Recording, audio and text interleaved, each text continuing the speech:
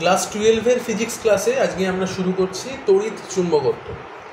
তো দেখো এই চ্যাপ্টারটার মধ্যে যেটা রয়েছে, শুরুতে রয়েছে তড়িৎ এবং তারপরে রয়েছে চুম্বকত্ব।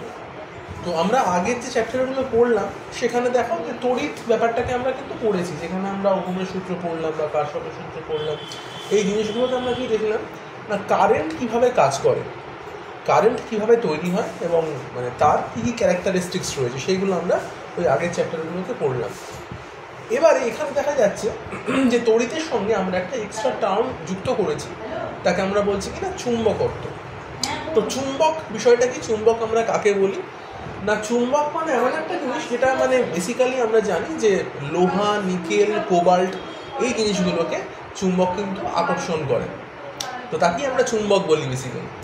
আবার এটাও আমরা জানি যে কোনো একটা ধরো চুম্বককে যদি আমরা ঝুলিয়ে দিই, একটা দড়ির সঙ্গে বেঁধে কোনো জায়গায় যদি একটা চুম্বককে ঝুলিয়ে দেওয়া হয়, তাহলে সেই চুম্বকটা উত্তর দক্ষিণ দিকে মুখ করে থাকে। তো এইটা হচ্ছে বেসিক একটা চুম্বকের ধর্ম। তো সেই বেসিক চুম্বকের ধর্মটা সেটা কী করে তড়িতের মধ্যে আসতে পারে সেই বিষয়ে আমরা কিন্তু এই চ্যাপ্টারটা পড়ব, যে কোনো একটা কারেন্ট, ইলেকট্রিসিটি বা তড়িৎ প্রবাহ, তার সাহায্যে আমরা কি করে চুম্বকত্ব সৃষ্টি করতে পারি, সেটাই মেনলি কিন্তু আমরা এই পুরো চ্যাপ্টারটার মধ্যে পড়ব। তো যেটুকু আমাদের আগে পড়া ছিল, আগে বলতে আমাদের ধরো ক্লাস 10-এ কিছুটা চুম্বকত্ব সম্বন্ধে বা তড়িৎ চুম্বকত্ব সম্বন্ধে কিছুটা ধারণা সেখানে দেওয়া ছিল। তো সেখানে কি বলা ছিল আলটিমেট, সেখানে বলা ছিল যেটা যে কারেন্ট কোন দিকে ফ্লো হলে তার জন্যে কোন দিকে চুম্বকত্ব তৈরি হবে, এরকম একটা ধারণা সেখানে দেওয়া ছিল। এবং মনে করে দেখবে সেখানে আমরা কিন্তু ওই অ্যাম্পিয়ারের সন্তরণ সূত্র পড়েছিলাম, আমরা সেখানে কিন্তু কর্ক স্ক্রু রুল বা থাম রুল যাকে বলে আর কি, সেই জিনিসটা আমরা শিখেছিলাম।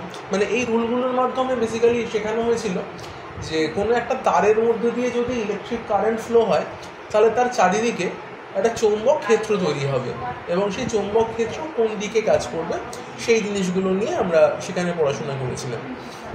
কিন্তু যে চৌম্বক ক্ষেত্র তৈরি হলো সেই চৌম্বক ক্ষেত্রের মান কত, সেই মান সম্বন্ধীয় সেখানে কিছু বলা ছিল না, যে কত মানের চৌম্বকত্ব হতে পারে।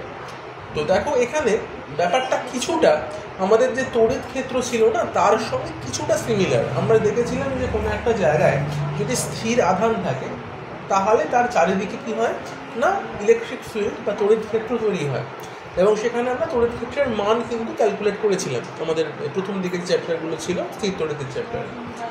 তো এখানে আমরা দেখব যেটা, যে এখানে আর আধান স্থির নেই, আমরা কারেন্টের চ্যাপ্টারে অলরেডি আধানকে মুভ করিয়ে দিয়েছি। তো সেখানে ইলেকট্রোডায়নামিক্স বলা হচ্ছে, যেটা যে ইলেকট্রন যখন মুভ করে তার জন্য কারেন্ট তৈরি হয় আমরা পড়েছি, এবং সেই কারেন্টের জন্য দেখা যাচ্ছে যে একটা চৌম্বক ক্ষেত্র তৈরি হচ্ছে, এবং তার ফলে ঠিক তড়িৎ ক্ষেত্র যেমন ছিল, তড়িৎ ক্ষেত্রের মান আমরা নির্ণয় করেছিলাম, এখানেও তেমনি চৌম্বক ক্ষেত্রের মান কিন্তু আমরা এখানে নির্ণয় করব। তো সেই ব্যাপারগুলোতে আমরা আসছি। তার আগে একটু ছোট্ট করে আমরা একটু রিক্যাপ করি, মানে ক্লাস 10-এ যেটা ছিল সেটা একটু মনে করিয়ে দিই যে কী ছিল।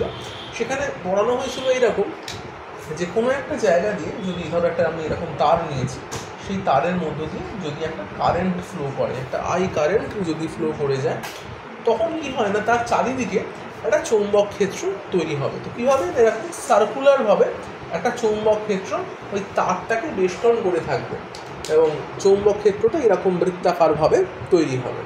যদিও বিষয়টা 3D, মানে আমি বোর্ডে এভাবে দেখানো সম্ভব না, ব্যাপারটা এইরকম যে যদি আমার বোর্ডের তলে একটা আই কারেন্ট ফ্লো হয়, মানে বোর্ডের তলে আমি একটা তার রেখেছি, ধরো এই পেনটাই একটা তার, এবং এই পেনটার মধ্যে দিয়ে উপরের দিকে একটা আই কারেন্ট ফ্লো হচ্ছে, উপরের দিকে একটা আই কারেন্ট যেরকম ডিরেকশন দেখিয়েছি সেটা উপরের দিকে একটা আই কারেন্ট ফ্লো হচ্ছে, তাহলে তার জন্যে যে চৌম্বক ক্ষেত্রটা তৈরি হবে সেটা কেমন হবে না, সেটা বৃত্তাকারভাবে তৈরি হবে, এবং সেটা এই বোর্ডটাকে কিন্তু কাট করবে, মানে এই বোর্ডটাকে এরকমভাবে কাট করছে, ওটা বোর্ডের ভিতরে ঢুকে যাচ্ছে, তারপরে বোর্ডের পিছন দিক দিয়ে গিয়ে আবার এই সাইড দিয়ে বাইরে বেরিয়ে আসছে।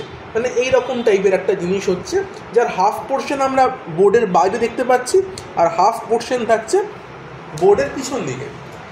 মানে মনে করে নেওয়া যাক যে আমাদের কাছে একটা ধরো সিডি ডিস্ক যেরকম হয় না, বা একটা যেরকম ধরো প্লেট টাইপের, মানে গোলাকার প্লেট বলতে চাইছি, সিডি ডিস্কের মতো একদম সেই ডিস্কটাকে আমি যদি হাফ এই বোর্ডের মধ্যে ঢুকিয়ে দিতে পারি, তাহলে বিষয়টা যেরকম দাঁড়ায় আর কি।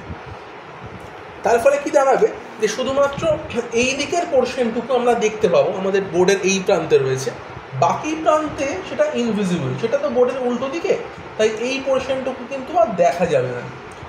এই ধরো তারটা গেছে, এই জায়গাটা গিয়ে বোর্ডের মধ্যেও ঢুকে যাচ্ছে, তারপরে বোর্ডের ভিতর দিক দিয়ে মানে বোর্ডের পিছন দিক দিয়ে গিয়ে ওই বাকি গোলটা, বাকি বৃত্তটা কমপ্লিট হচ্ছে, করে এই জায়গা দিয়ে আবার বেরিয়ে আসছে। তো এই বিষয়টা এইরকমভাবে বৃত্তাকারভাবে একটা চৌম্বক ক্ষেত্র তৈরি হবে। তো এবার এখানে বলে রাখা ভালো যে আমরা যেহেতু দেখো এখানে 3D ফিগার তো আঁকতে পারছি না, কারণ বৃত্ত হিসাবে দেখালে সেটা মানে মনে হচ্ছে যেন আমাদের এই বোর্ডের তলেই রয়েছে। তো সেই কারণে এখানে একটা কনভেনশন আছে যে কিভাবে আমরা এই চৌম্বক ক্ষেত্রের দিকটাকে দেখাবো। তো সেই জন্য কি করা হয়, আমরা যেটা করি, দেখো এখানে কি হয়েছে না, এই কারেন্টটা যদি উপর দিকে যায় তাহলে কি হচ্ছে, বৃত্তাকারভাবে এই জায়গাটা দিয়ে মানে বোর্ডের ডান পাশ, কারেন্টটা গেল এই তার বরাবর উপর দিকে, তার ডান পাশে যেটা হচ্ছে ওই চৌম্বক ক্ষেত্রটা বোর্ডের মধ্যে প্রবেশ করলো। তো সেটাকে আমরা দেখাবো ক্রসভাবে, ক্রস নোটেশন দেওয়া হচ্ছে। ক্রস নোটেশন মানে আমরা ধরে নিচ্ছি যেন বোর্ডের মধ্যে ওই চৌম্বক ক্ষেত্রটা ঢুকে গেল, একটা ক্রস নোটেশনের মাধ্যমে দেখানো হচ্ছে যে ওই তারটা মানে যে আমি বৃত্তটা ভাবছিলাম সেই বৃত্তটা যেন এই বোর্ডের মধ্যে ঢুকে গেল। আর এই প্রান্তে আমরা যেটা বাইরের দিকে আসছে মানে বোর্ডের পিছন দিক থেকে গেল গিয়ে আমাদের দিকে ফেরত আসছে যে বৃত্তের যে অংশটা, সেটাকে আমরা ডট সাইন দিয়ে দেখাবো। ওকে, বোঝা গেল? তাহলে এইরকমভাবে ডট অ্যান্ড ক্রস দিয়ে আমরা বোঝাবো যে একটা চৌম্বক ক্ষেত্র তৈরি হয়েছে, সেই চৌম্বক ক্ষেত্রটা ক্রস ডান দিকে আর ডট বাঁ দিকে। ক্রস মানে হচ্ছে যেটা ঢুকে গেল সেটাকে ক্রস দিয়ে দেখানো হচ্ছে, আর যেটা বাইরে বেরিয়ে আসছে তাকে আমরা ডট দিয়ে দেখাচ্ছি বলে তখন আর এই গোলটা আঁকতে হবে না, তখন শুধুমাত্র এই ডট অ্যান্ড ক্রস এই ব্যাপারটুকুর মাধ্যমেই আমরা বুঝিয়ে দিতে পারবো যে আমাদের চৌম্বক ক্ষেত্রের ডিরেকশনটা কোন দিকে। তো যদি কারেন্ট আপওয়ার্ড ডিরেকশনে থাকে, আপওয়ার্ড কারেন্ট যদি হয় তাহলে কিন্তু ডান দিকে ক্রস বাঁ দিকে ডট হচ্ছে। আর যদি ডাউনওয়ার্ড হতো, কারেন্ট যদি ডাউনওয়ার্ড হয় তখন কি হবে, তখন আমাদের এই বাঁ দিকে ক্রস আর ডান দিকে ডট হবে। ওকে, তো সেটা কি করে মনে রাখবো সেটা আমরা একটু আসছি, বলছি কীভাবে মনে রাখবো। তার আগে আমরা বলি যে এই ডট ক্রস বিষয়টা কি। তো সেটা এইরকম যে ধরে নেওয়া যাক যে আমরা কোনো একটা তীরকে দেখছি, হ্যাঁ, তীর মানে অ্যারো। আগেকার দিনে দেখেছো মহাভারত রামায়ণ, সেখানে তীর ছোঁড়া হতো ধনুক দিয়ে, তো সেই রকম অ্যারোর কথা আমরা এখানে বলছি। তো অ্যারো যেটা থাকলেও অ্যারোটা এরম টাইপের দেখতে হয়, তোমরা নিশ্চয়ই দেখেছো অ্যারো এরম টাইপের দেখতে হয়। আর অ্যারোর পিছনটা এরকম ক্রস টাইপের থাকে, যেটা দিয়ে এরকম অ্যারো ছোঁড়া হচ্ছে, সামনেটা এরকম একটা মেয়ের মতো একটা সূক্ষ্ম একটা জায়গা যেটা গিয়ে বিঁধবে, আর পিছনটা এই এরকমভাবে ক্রস থাকে। তো যদি কেউ ধরো এইখানে কোনো একটা লোক দাঁড়িয়ে দেখছে, তার সামনে অ্যারোটা তার দিকে আসছে, সে কিন্তু এই পুরো অ্যারোটাকে দেখতে পাবে না, তার বদলে কি দেখবে জাস্ট এই ডটটুকু। তার মনে হবে তার দিকে যেন একটা ডট আসছে। আবার যদি কোনো একটা লোক পিছন থেকে অ্যারোকে দেখে, সে কি দেখবে, সে দেখবে এই ক্রসটা রয়েছে।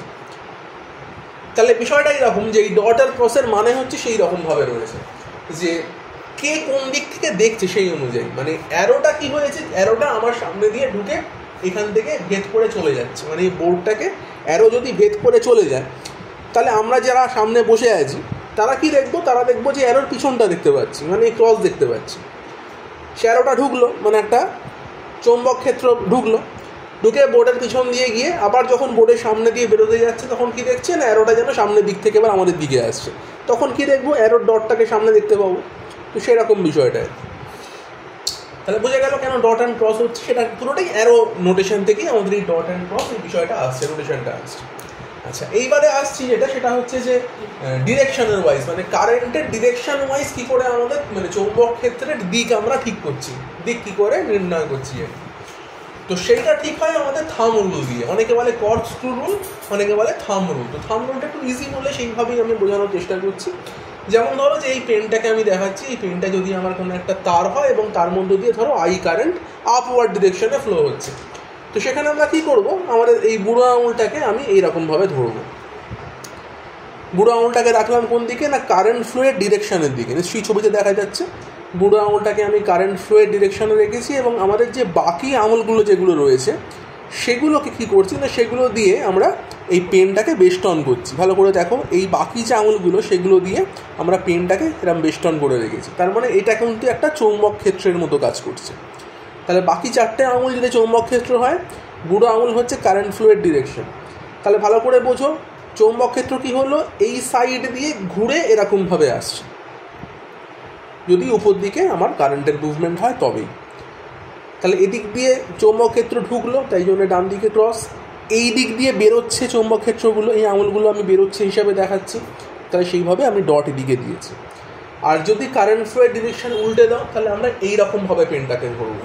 আশা করি দেখা যাচ্ছে, এইভাবে পেনটাকে ধরবো। বুড়ো আঙুল তখন নিচের দিকে হয়ে গেছে, তার ফলে কি দেখা যাচ্ছে, কারেন্টের জন্য চৌম্বক ক্ষেত্র ঢুকছে আমার বাঁ দিক দিয়ে আর বেরোচ্ছে ডান দিক দিয়ে। তোমরা নিজেরা একবার বাড়িতে হাতে ট্রাই করে দেখবে যে জিনিসটা হচ্ছে কিনা।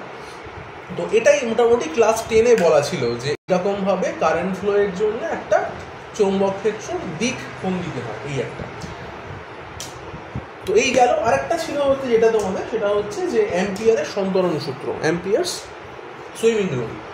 তো সেই রুলে কি বলা হচ্ছে যে কোনো একটা ব্যক্তি, সে যদি চুম্বক শলাকার উপরে, মানে নিচে একটা চুম্বক শলাকা রাখা রয়েছে আর তার উপরে যদি কোনো একটা তড়িৎ পরিবাহী তার থাকে, তো সেই তারের উপর দিয়ে যদি কোনো একটা ব্যক্তি সাঁতার কেটে যায়, তাহলে সেই লোকটার বাঁ হাত যেদিকে থাকবে, নিচে চুম্বক শলাকার ডিফ্লেকশনটা সেই দিকে হবে, চুম্বক শলাকা সেই দিকে বেঁকে যাবে, এবং লোকটাকে কারেন্ট ফ্লোয়ের ডিরেকশনে সাঁতারটা কাটতে হবে। এটা সব থেকে ইম্পর্টেন্ট জিনিস।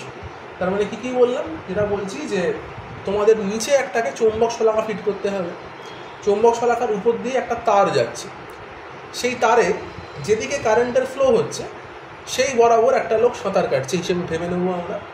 তো সেই লোকটার বাঁ হাত যেদিকে থাকবে, চৌম্বক শলাকা যেটা নিচে রয়েছে তার ডিফ্লেকশন সেটা সেই দিকে বেঁকে যাবে।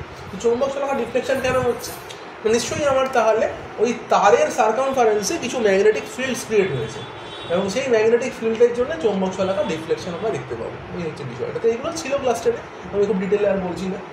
তো আমরা এবার এখানে ক্লাস 12-এ যখন আমরা চলে এসেছি, এখানে এবার যে শিখবো যেটা, সেটা হচ্ছে যে আমরা অলরেডি কিন্তু ডিরেকশন বুঝে গেছি যে ম্যাগনেটিক ফিল্ড ডিরেকশন কোন দিকে হচ্ছে। তো এবার ফিল্ডের ভ্যালু আমরা এখানে ক্যালকুলেট করতে শিখবো, যে কী করে চৌম্বক ক্ষেত্রের মানটা নির্ণয় করা যায়। তো এইটা বলার সঙ্গে সঙ্গেই তোমরা বুঝতে পারছো যে দেখো, একটা জিনিস, একটা মানে ভৌত রাশি যার মান থাকে এবং দিক থাকে, তো সেটাকে আমরা বলি ভেক্টর রাশি। তার মানে চৌম্বক ক্ষেত্রের দিক আমরা অলরেডি ক্লাস 10-এ জেনে গেছি, এবার ক্লাস 12-এ এসেছি আমরা এর মান জানার জন্য। তার মানে কি, দিক আর মান এই দুটোই রয়েছে চৌম্বক ক্ষেত্রে, তাহলে নিশ্চয়ই এটা একটা ভেক্টর রাশি। মানে ইলেকট্রিক ফিল্ড যেরকম একটা ভেক্টর রাশি ছিল, তাহলে আমাদের চৌম্বক ক্ষেত্র কিন্তু সেই একই রকম, এটা একটা ভেক্টর রাশি। তো এটাকে আমরা ম্যাগনেটিক ফিল্ড বলবো, এবং এটাকে নোটেশন দেবো বি হিসাবে। ম্যাগনেটিক ফিল্ড বি নোটেশন দেওয়া হবে। ইলেকট্রিক ফিল্ডকে যেমন ই নোটেশন দেওয়া হতো, ম্যাগনেটিক ফিল্ডকে আমরা বি নোটেশন দেবো, মাথায় vector sign. This is magnetic field. Okay, তো এটা হলো ম্যাগনেটিক ফিল্ড। এবার যেটা আমরা সব থেকে ইম্পর্টেন্ট যেটা আসছি এবারে, সেটা হচ্ছে যে কী করে আমরা ম্যাগনেটিক ফিল্ডের মান নির্ণয় করব। তো তার জন্য আমাদের শিখতে হবে বায়ো-সাভার্ট ল।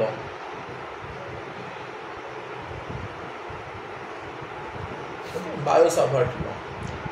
তো দুজন সায়েন্টিস্ট নাম দেখেই বুঝতে পারছো, বায়ো-সাভার্ট, দুজনেই মিলে এই লটা দিয়েছিলেন। তো এখানে আমরা দেখতে পাবো যেটা, যে কোনো একটা তড়িৎ পরিবাহী তারের কোনো একটা অংশকে আমরা ছবিতে দেখাচ্ছি, কেননা এখানে আমরা একটা আরবিট্রারি কোনো একটা তারকে দেখাবো, কোনো পার্টিকুলার মানে ডেফিনিট সাইজওয়ালা বা পার্টিকুলার শেপওয়ালা তারকে আমরা কিন্তু এখানে দেখাচ্ছি না। ধরে নিচ্ছি যে একটা তার অনেক বড়, তার কোনো একটা অংশকে আমরা এখানে শো করছি। তো সেই তারের মধ্যে দিয়ে যদি আপওয়ার্ড ডিরেকশনে কোনো একটা কারেন্ট ফ্লো হয়, তাহলে তার চারিদিকে যে ম্যাগনেটিক ফিল্ড তৈরি হবে, সেই ফিল্ডের ভ্যালু কত। তো এখানে বায়ো-সাভার্ট লয় যেটা বলা হচ্ছে, যে এই যে তারের অংশটা আমরা নিয়েছি, তার মধ্যে আমরা একটা ছোট্ট অংশ এখানে কেটে নেওয়া হলো, যাকে আমরা বলি এলিমেন্টারি লেন্থ, তার নাম দিচ্ছি আমরা ডিএল। তাহলে সেই ডিএল অংশের জন্য আমরা এখানে কিন্তু চুম্বক ক্ষেত্রের মান প্রথমে নির্ণয় করব এবং তারপরে আমরা ইন্টিগ্রেশনের মাধ্যমে এই পুরো তারটা যতটা লম্বা তার কন্ডিশনসগুলো দিয়ে আমরা পুরো তারের জন্য কিন্তু ম্যাগনেটিক ফিল্ড বার করতে পারবো। আচ্ছা, তো এবার আমরা অলরেডি শিখে গেছি যে যখন কারেন্ট আপওয়ার্ড ডিরেকশনে যায় তখন রাইট সাইডে আমাদের কিন্তু ক্রস ফিল্ড তৈরি হয়। তাহলে এখানে একটা ক্রস ম্যাগনেটিক ফিল্ড তৈরি হবে, আমরা বুঝতে পারছি। তাহলে সেই ক্রস ম্যাগনেটিক ফিল্ড যেটা তৈরি হলো, তাহলে সেটাকে ধরো আমি বলবো যে যদি আমি ডিএল অংশটুকুর জন্য বলি একটা ফিল্ড তৈরি হয়েছে, তাহলে তার নাম আমরা দিচ্ছি ডিবি। পুরো তারটার জন্য ম্যাগনেটিক ফিল্ড যদি বি হয়ে থাকে তাহলে একটা ছোট্ট অংশ ডিএল, তার জন্য ম্যাগনেটিক ফিল্ডের মান হয়ে যাচ্ছে ডিবি। তো এখানে বায়ো-সাভার্ট ল অনুযায়ী আমাদের করতে হবে যেটা, সেটা হচ্ছে যে এই তারের থেকে যে পয়েন্টে আমরা ডিবিটা ক্যালকুলেট করব সেই পয়েন্টে একটা ডিস্টেন্স আমায় নিতে হবে। তাহলে সেই জন্য আমরা ডিএল থেকে ডিবি অবধি একটা ডিস্টেন্স নিচ্ছি। এই ডিস্টেন্সটার ভ্যালু আমরা লিখছি যেটা হয়তো আর, ডিএল থেকে ডিবি পয়েন্টটা একটা আর ডিস্টেন্স রয়েছে। ওকে, আচ্ছা, আর লাগবে যেটা সেটা হচ্ছে যে এই ডিএল আর আর এদের মধ্যে অ্যাঙ্গেলটা কত হয়েছে সেটাও লাগবে আমাদের। তো দেখো এখানে যে তারটা আমরা নিয়েছিলাম তারটা কিন্তু একটু বাঁকানো, মানে একটা কার্ভ শেপ রয়েছে। তো সেই কারণে ডিএল যেহেতু একটা লেন্থ, এটা একটা ভেক্টর হয়, আর এখানে ডিস্টেন্স নিয়েছি আমরা আর, তো সেটাও একটা ভেক্টর। তো দুটো ভেক্টরের মধ্যে আমাদের এখানে যদি অ্যাঙ্গেল ড্র করতে হয় তো কী করবো আমরা, দেখো এই ডিএল যে পয়েন্টে আমরা কাট করে নিয়েছি সেই পয়েন্টে ডিএলের উপরে আমরা একটা ট্যানজেন্ট মানে স্পর্শক আমরা এঁকে নেব। তো সেইভাবে আমরা এখানে কিন্তু একটা স্পর্শক এঁকে নিচ্ছি যেটাকে আমরা অ্যাজ এ ডিএল ভেক্টর দেখাচ্ছি। এখানে আটটাও অবভিয়াসলি আটটাও একটা ভেক্টর, এটা ডিস্টেন্স ভেক্টর দেখানো হয়েছে। তো ডিএল এবং আর তার মাঝে যে অ্যাঙ্গেলটা রয়েছে তাকে ধরো আমরা দেখাচ্ছি থিটা হিসাবে। তো গেল, তাহলে আমাদের এখানে কী কী ভ্যারিয়েবলস আমরা পেলাম? ভ্যারিয়েবলস পেলাম যে এই তারের মধ্যে দিয়ে যে কারেন্ট ফ্লো করছে সেটা একটা ভ্যারিয়েবল, মানে সেটা আই, সেটার ভ্যালু চেঞ্জ হতে পারে, কম বেশি হতে পারে আই এর ভ্যালুটা। এখানে ভ্যারিয়েবল পেলাম ডিএল একটা, মানে ডিএলটাকে আমি যে কোনো পজিশনে নিতে পারি, এখানে উপর নিচে যেখানে খুশি ডিএলকে আমি নিতে পারি। আচ্ছা, এখানে আমি আর পেলাম, আর বলতে আমাদের ডিএল থেকে ম্যাগনেটিক ফিল্ড ক্যালকুলেশনের যে ডিস্টেন্সটা সেটা ছোটো বড়ো হতে পারে, তাই আরটাও ভ্যারিয়েবল। এবং অ্যাঙ্গেল থিটা সেটা মোস্ট মানে ভ্যারিয়েবল, কেননা সেখানেও দেখা যাচ্ছে যে ডিএল এর সঙ্গে আরটাও ডিফারেন্ট অ্যাঙ্গেল করতে পারে। তার কারণ প্রোভাইডেড যে ডিএলটা আমরা কোন পয়েন্টে নিয়েছি, কোন পজিশনে আমরা ডিএলটা নিয়েছি, সেই পজিশন ওয়াইজ আমি যদি ডিএল ভেক্টর ড্র করতাম তাহলে সেই ভেক্টরটার সঙ্গে আমার আরটা যে অ্যাঙ্গেলটা থাকতো, যে অ্যাঙ্গেলটা করতো, সেই ওয়াইজ কিন্তু থিটার ভ্যালুটাও চেঞ্জ হতে পারে। তো এই প্রত্যেকটা জিনিসের উপর ডিপেন্ড করছে যে ডিবির মান কত হবে। তো সেই অনুযায়ী বায়ো-সাভার্ট লয় যেটা বলা হচ্ছে যে ডিবি মানে ডিএল এর জন্য যে ম্যাগনেটিক ফিল্ড আমরা পেলাম ডিবি, সেটা প্রপোর্শনাল টু আই, মানে কারেন্টের ওপর প্রপোর্শনালভাবে ডিপেন্ড করছে, মানে আই বাড়লে ডিবি ভ্যালু বাড়বে। আচ্ছা, DB proportional to DL. DL means আমাদের যে এলিমেন্টারি লেন্থ আমরা নিয়েছিলাম, এবং শুধু এলিমেন্টারি লেন্থ না, আমাদের যদি মানে এই তারটার সাইজ অনেক বড় হয়, যদি লেন্থ অনেক বড় হয়, তার উপরে ডিপেন্ড করবে যে ডিবির ভ্যালু কত হচ্ছে। আচ্ছা, তার সঙ্গে সঙ্গে রয়েছে proportional to sine of theta, মানে যে অ্যাঙ্গেলটা আমরা নিয়েছিলাম থিটা, তার সাইন সেটা ডিপেন্ড করছে ডিবির উপরে। আচ্ছা, তার সঙ্গে রয়েছে প্রপোর্শনাল টু 1/r², মানে যে ডিস্টেন্সটা ছিল আমার ডিএল এর সঙ্গে ডিবির যে ডিস্টেন্স ছিল আর, তার ইনভার্স স্কোয়ার, তার সঙ্গে দেখা যাচ্ছে যে ডিবিটা হচ্ছে প্রপোর্শনাল।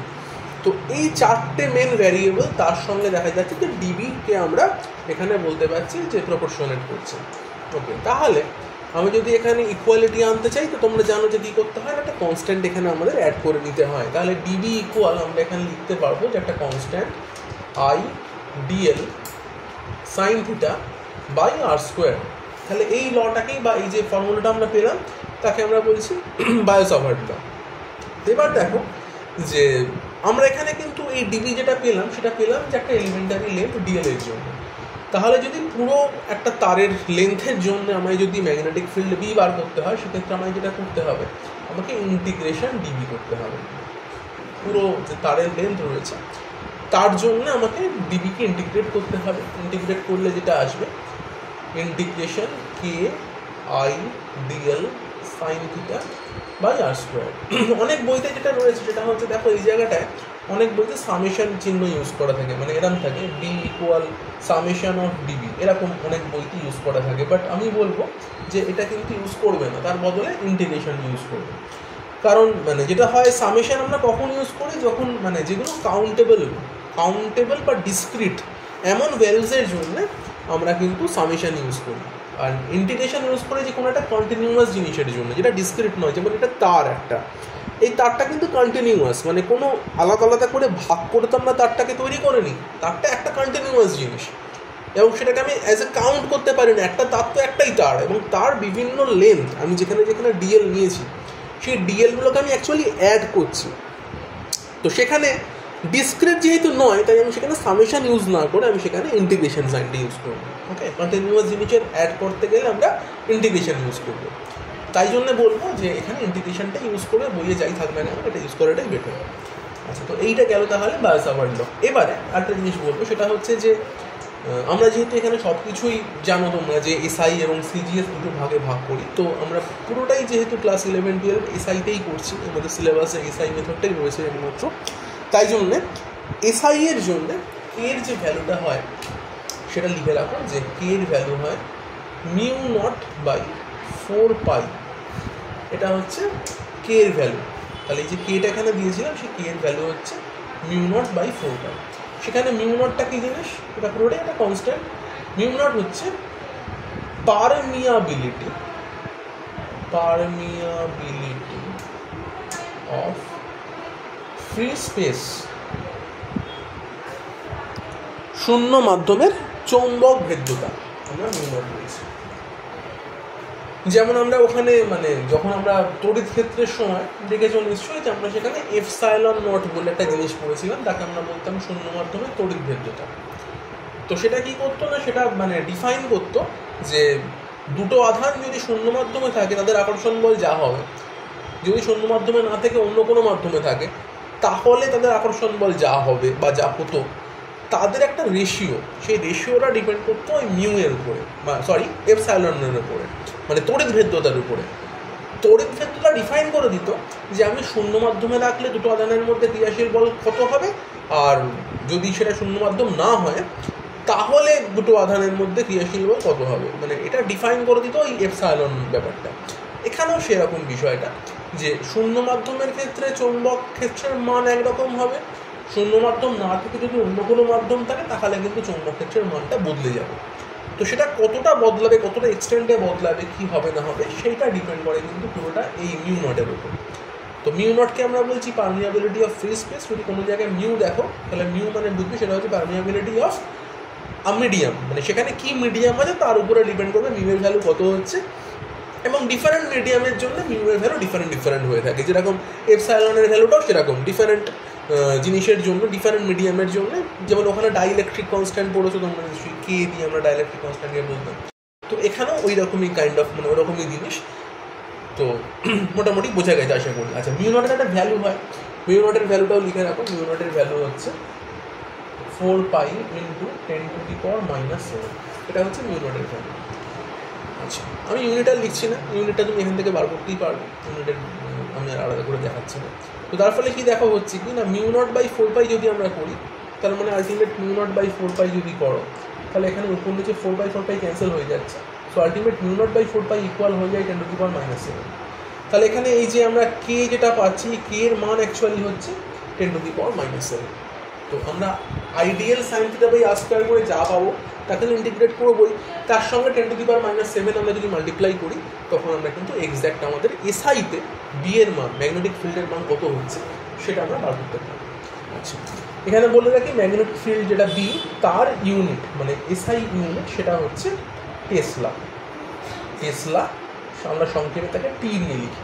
এটা একটা ইউনিট, আর একটা ইউনিট হয় সেটাও লিখে রাখতে পারো, সেটা হচ্ছে ওয়েবার পার মিটার স্কোয়ার। ওয়েবারকে সংক্ষেপে WB লেখা হয়, ওয়েবার পার মিটার স্কোয়ার। এটাও ম্যাগনেটিক ফিল্ডের ইউনিট। তো সব থেকে বেশি ওই টেসলাটাই ইউজ হয়, বা ওটা ওয়েবার পার মিটার স্কোয়ারটাও ইউজ করতে পারো। এবার কোশ্চেনে যেভাবে থাকবে সেভাবে দেখেও বোঝা যাবে যে কোনটা ম্যাগনেটিক ফিল্ডের ইউনিট। তো এইরকম বিষয়টা। তো এই তাহলে ম্যাগনেটিক ফিল্ডের হিসাবে আমরা তাহলে কিন্তু বায়োসাভার্ট লটা শিখলাম, যে বায়োসাভার্ট লয়ের ক্ষেত্রে যে কোনো একটা ফাইনাইট ওয়্যার যদি আমাদের কাছে থাকে, ফাইনাইট তার যদি থাকে বা ইনফাইনাইট তার যদি আমাদের কাছে থাকে, দুটো ক্ষেত্রেই কিন্তু আমরা ম্যাগনেটিক ফিল্ডের মান নির্ণয় করতে পারছি।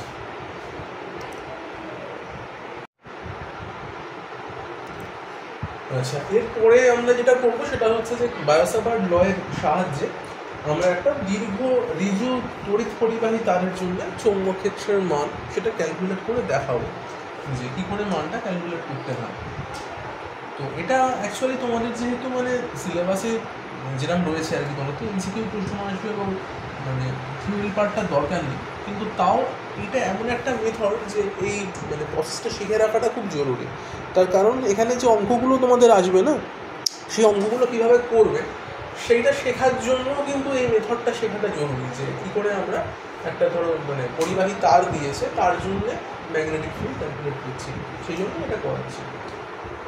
তো ধরে নেওয়া যায় যে আমাদের কাছে একটা এরকম তার রয়েছে, এরকম একটা স্ট্রেট এরকম লম্বা একটা তার দেখানো হচ্ছে, সেই তারের মধ্যে দিয়ে ধরে নেওয়া যাচ্ছে একটা আই কারেন্ট ফ্লো হচ্ছে, এখানে আই একটা কারেন্ট দেখানো হলো, ডিসি কারেন্ট, তাই আমরা ক্যাপিটাল আই দিচ্ছি। আচ্ছা, তো এবার তারের মধ্যে একটা সেন্টার ধরো আমি নিয়ে নিচ্ছি, এই সেন্টারটাকে আমি নাম দিচ্ছি ও বলে। তো সেই ও থেকে একটা এক্স ডিস্টেন্স দূরে একটা ধরো পি পয়েন্ট রয়েছে, সেই পি পয়েন্টে আমাদের ম্যাগনেটিক ফিল্ডের মানটা বার করতে হবে। তো আমরা অলরেডি জানি যে এখানে কি হচ্ছে, একটা ক্রস ফিল্ড এখানে জেনারেট করছে, একটা ক্রস ফিল্ড তৈরি হচ্ছে।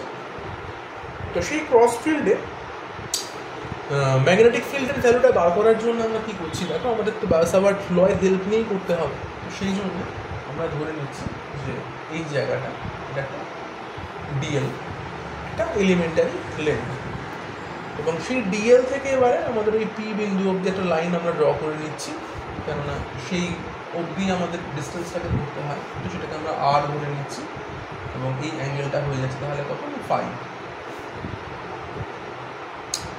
তো এমনিতে আমরা আগে যখন দেখালাম অ্যাঙ্গেলটাকে আমরা থিটা দেখাচ্ছিলাম, কিন্তু এখানে অ্যাঙ্গেলটা ফাই নিয়েছি। কেন ফাই নিয়েছি তোমরা একটু পরে বুঝতে পারবে যে কেন এখানে থিটা না নিয়ে ফাই নেওয়া হচ্ছে। আর একটা জিনিস খেয়াল করার মতো সেটা হচ্ছে দেখো, এখানে আমি নিলাম যে ও থেকে পি এর ডিস্টেন্স এক্স নিলাম, আর এখানে ডিএল থেকে পি এর ডিস্টেন্স আর নিয়েছি। সবসময় মনে রাখতে হবে যে তারের যেখান থেকে খুশি আমি একটা ডিস্টেন্স লিখতেই পারি, কিন্তু বায়োসাভার্ট লতে যে ডিস্টেন্সটা রয়েছে সেটা হচ্ছে ডিএল থেকে পি এর দূরত্বটা, সেটা কিন্তু বায়োসাভার্ট ল অনুযায়ী যে ডিবি প্রপোর্শনাল যে 1/r² ছিল, সেই সূত্র অনুযায়ী 1/r² যে আর সেটা হবে ডিএল থেকে পি এর দূরত্ব।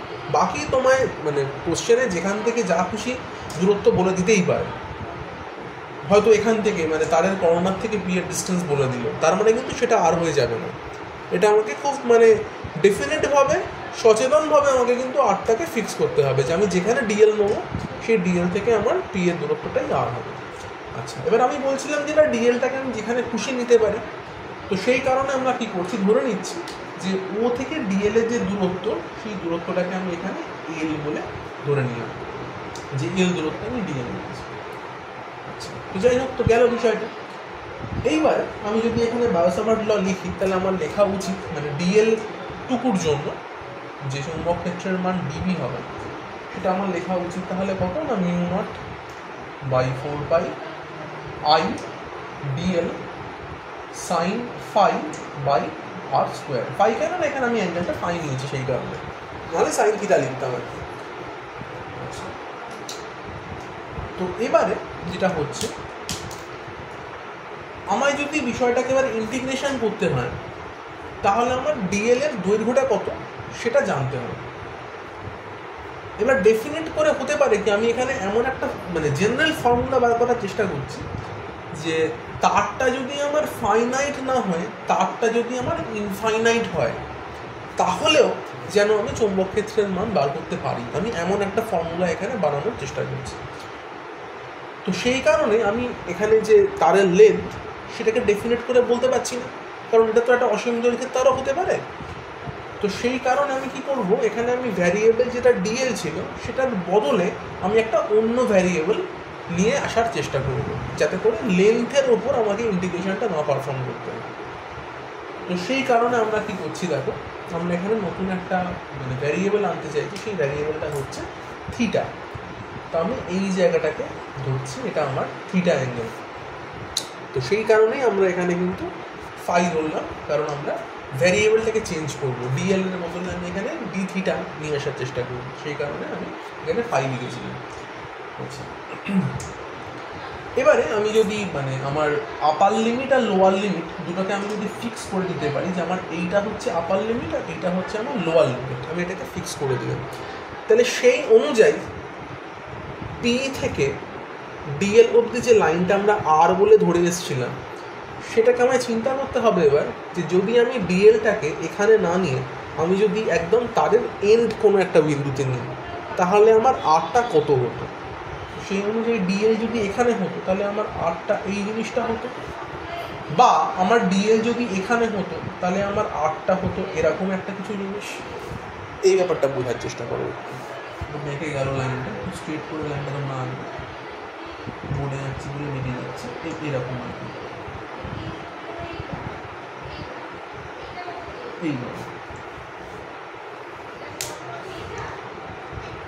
তাহলে আমাদের যে আরটা নিয়েছিলাম সেই আরটা কিন্তু এইটাও হতে পারতো বা এটাও হতে পারতো। তাহলে সেই অনুযায়ী যে থিটার ভ্যালু, থিটার তাহলে ম্যাক্সিমাম লিমিটটা কী হতে পারতো, থিটা হতে পারতো এটা বা থিটা হতে পারতো এটা, দুরকম থিটার লিমিট হতে পারতো। তাহলে এদিককার লিমিট হিসেবে লিখতে পারছি এটাকে মাইনাস থিটা 1, আর এটার লিমিট হিসাবে লিখছি থিটা 2। এবার এখানে আমি এটাকে মাইনাস কেন লিখছি, তোমাদের মনে হচ্ছে যে এটাকে থিটা 2 লিখলাম, এটাকে থিটা 1 লিখতেই পারতাম, কেন মাইনাস লিখছি, কারণ এটা হচ্ছে নেগেটিভ অ্যাঙ্গেল,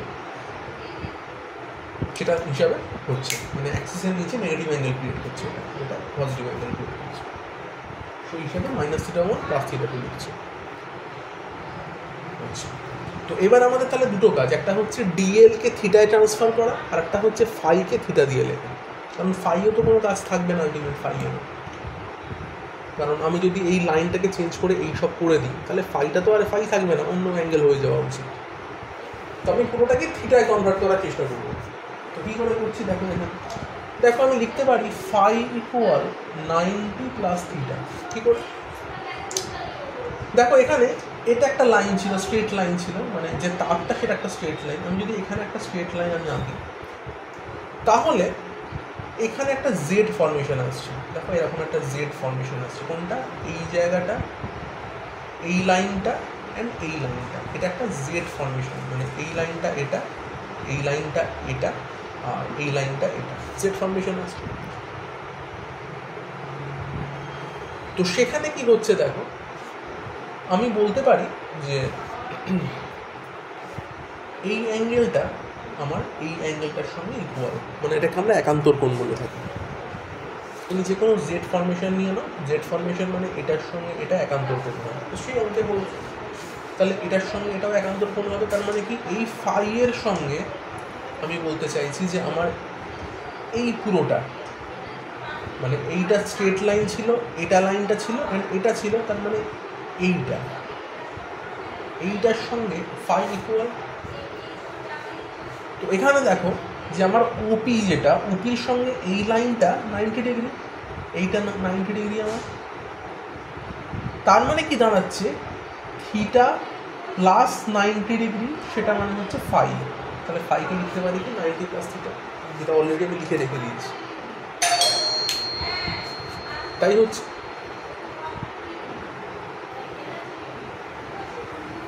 জেডটা ভালো করে বুঝবে, এইটা পুরোটা হচ্ছে আমার জেড, তাহলে এই অ্যাঙ্গেলটা আর এই লাইনটার সঙ্গে এই নিচের পুরো টোটাল জিনিসটা সেটা সেম, তাহলে ফাই ইকুয়াল হচ্ছে এই পুরো অ্যাঙ্গেলটা। এই পুরো অ্যাঙ্গেলটাকে আমি দুভাগে ভাগ করেছি, একটা হচ্ছে আমার থিটা আর একটা হচ্ছে 90 ডিগ্রি, তাহলে theta plus 90 degree equal phi. জানো, তাহলে আমি যদি এবারে এই ফর্মুলাতে ফাইয়ের জায়গায় আমি লিখি, যদি যে এটা যদি আমি লিখি 90 প্লাস থিটা, তাহলে সাইন 90 প্লাস থিটা মানে কত হয় না, হয় কস থিটা। তাহলে আমার ডিবি হয়ে যাচ্ছে কত, μ0/4 পাই আই ডিএল, সাইন হবে না আর, হয়ে যাচ্ছে cos theta by r square. তাহলে আমি ফাইকে থিটায় রিপ্লেস করতে পারলাম। এবার আমার ডিএলটাকে নিয়ে কাজ, আরটাকে নিয়েও কাজ, কেননা অ্যাকচুয়ালি যদি আমাকে এক্স বলে দেওয়া থাকে আমি সেটাকে এক্সে কনভার্ট করতে চাইবো আরগুলোকে। আচ্ছা, এবার কি করছি দেখো, এখানে আমি লিখতে পারি ছবিটা থেকে L/x ইকুয়াল tan থিটা। দেখো লম্ব বাই ভূমি, এটা একটা সমকোণী ত্রিভুজ, মানে ডিএল পি ও সমকোণী ত্রিভুজ। তাহলে L/x সেটা ইকুয়াল tan থিটা লেখা যায়। থিটা কতটুকু? এইটুকু থিটা। জাস্ট এই ত্রিভুজটার জন্য ভাবো, এইটুকু থিটা হবে। তাহলে এখান থেকে লিখতে পারি আমরা, দেখো ডিএল ইকুয়াল, দুদিকে ডেরিভেটিভ দিচ্ছি, তাহলে ডিএল ইকুয়াল লেখা যায় এক্স tan থিটা ডেরিভেটিভ করলে sec square theta d theta. আচ্ছা, আর একটা লিখতে পারি x/r, এই সমকোণী ত্রিভুজটাই আবার নিচ্ছি x/r, মানে ভূমি বাই অতিভুজ। মানে আমরা কি জানি cos থিটা। এখান থেকে আবার লিখতে পারি কি r square equal x square sec square theta. তাই তো নাকি? কেন আর স্কোয়ার নিলাম না, আমি আর স্কোয়ারটাকে এক্স দিয়ে রিপ্লেস করতে চাইছি সেই কারণে। তাহলে আমার লেখাই যায়। এবার এই জিনিসগুলোকে আমি যদি আমার এই মেইন ইকুয়েশনটা বসিয়ে দিই, কী দাঁড়াবে দেখো, ডিবি ইকুয়াল μ0/4πi, ডিএল এর জায়গায় লিখছি x sec square theta d theta cos theta by নিচে আর স্কোয়ারটাকে লিখছি x square sec square theta. তাহলে উপর নিচে সেক স্কোয়ার থিটা কাটছে, একটা এক্স কেটে গেল। তাহলে পড়ে থাকছে কি? পড়ে থাকছে আমার μ0I/4πx cos theta d theta. তাহলে খুব ছোট্ট ফর্মেশন চলে এলো। এবার আমি যদি ইন্টিগ্রেশন করতে চাই তাহলে আমায় করতে হচ্ছে যেটা, যে বি ইকুয়াল আমরা লিখবো ইন্টিগ্রেশন ডিবি। ডিবির লিমিট কত হবে দেখো, -θ1 থেকে +θ2। তাহলে এখানেও লিমিট দেওয়া যায় -θ1 থেকে +θ2। এবার বাকি দেখো μ0I/4πx এগুলো কনস্ট্যান্ট, এগুলোকে আমি ইন্টিগ্রেশনের বাইরে নিয়ে চলে আসতে পারি। তাহলে cos θ ইন্টিগ্রেশন করলে কত হয় আমরা জানি, কত হয় sin θ। তাহলে ইন্টিগ্রেশন করলে যেটা পাবে, আমি আলটিমেট রেজাল্টটা লিখছি μ0I/4πx sin θ1 প্লাস sin θ2, এই জিনিসটা হচ্ছে। বোঝা গেল? এটা তোমরা নিজেরা করে দেখবে।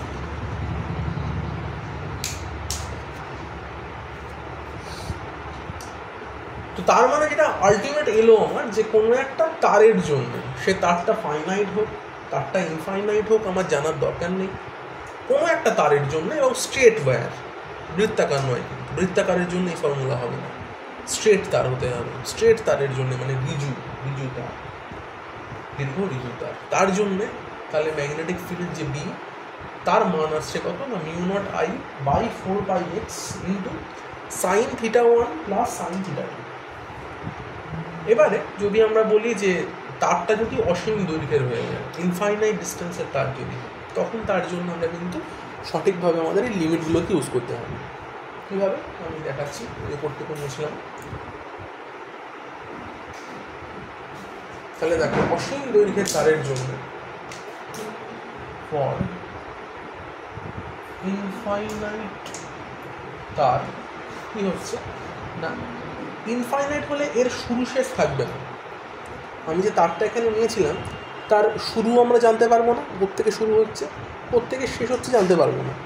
সেক্ষেত্রে যে এই লাইনগুলোকে আমরা টানছি, শুরু আর শেষের যে লাইনগুলোকে আমরা জয়েন করছি, সেই লাইনগুলোকে আমরা জয়েন করতে পারবো না। সেক্ষেত্রে কী হবে, ধরো এটা তো এরকম উপরে চলে যাচ্ছে, এটা এরকম নিচে চলে আসছে, সেক্ষেত্রে এই লাইনগুলো আলটিমেট এরকম প্যারালাল লাইন্স হয়ে যাবে। প্যারালাল লাইন্সের মানে ডেফিনেশন আমরা কি জানি, আমরা ধরে নিই দুটো প্যারালাল লাইন্স সমান্তরাল রেখা, তারা অসীমে গিয়ে মানে মিট করে, এটা আমরা ধরে নিই। তাহলে এখানেও ভেবে নেবো যে এরা প্যারালাল লাইন্স, এরা হয়তো অসীমে গিয়ে কোনো দিন একটা মিট করবে, আবার মিট করবে আমরা জানি না, ধরে নিচ্ছি কখনো গিয়ে মিট করবে। তার ফলে কি হচ্ছে, আমার θ1 θ2 ভ্যালু ডিফাইন হয়ে যাচ্ছে। থিটা 2 হয়ে যাচ্ছে 90 ডিগ্রি, থিটা 1ও হয়ে যাচ্ছে 90 ডিগ্রি। দেখো থিটা 1 থিটা 2 দুটোই হয়ে গেল আমার 90 ডিগ্রি। তো সেটা যদি আমরা এখানে বসিয়ে দিই সাইন 90 প্লাস সাইন 90, সাইন 90 মানে কত হয় 1, তাহলে 1 প্লাস 1 2, তাহলে বি এর মান হয়ে যাচ্ছে mu not I by 4 pi x into 2, 2কে 4 দিয়ে কাটো নিচে 2 হবে, তাহলে mu not I by 2 pi x. তাহলে অসীম দৈর্ঘ্যের তারের জন্য চৌম্বক ক্ষেত্রের মান হয়ে যায় mu not I by 2 pi x. তো এটা মনে রাখতে হবে ফর্মুলা হিসেবে।